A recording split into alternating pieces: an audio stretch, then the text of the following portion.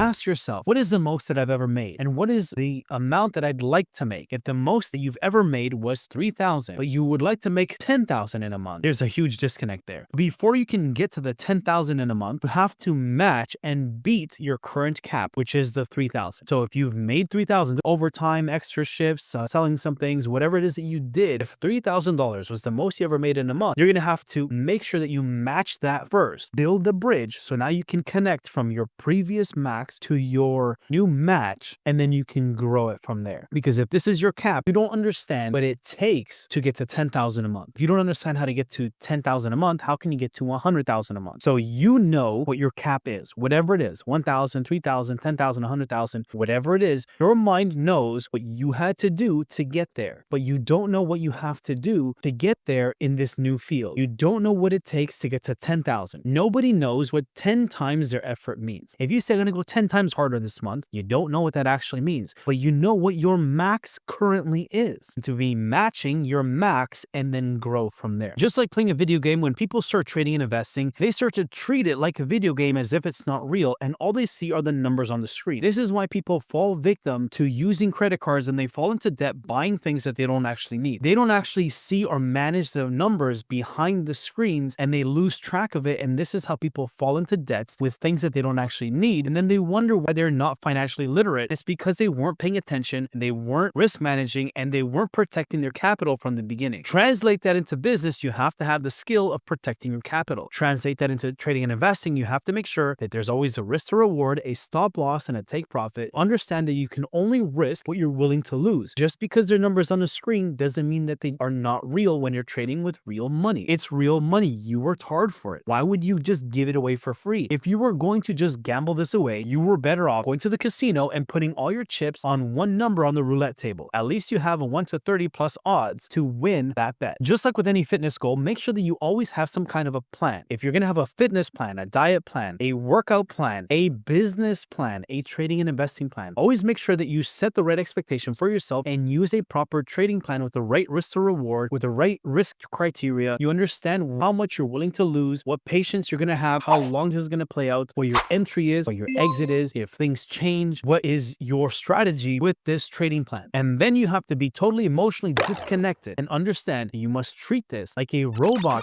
would, because a robot doesn't have emotions and they just act accordingly. The moment that you get emotionally attached to whether this is going to go up or go down, you've already begun a slippery slope and you're about to lose with your diet, with your psychology, with your schooling, trading and investing, in your career, doesn't matter what it is. Become a student of the markets. Always make sure that you set a plan and you stick to it so you can continue to grow.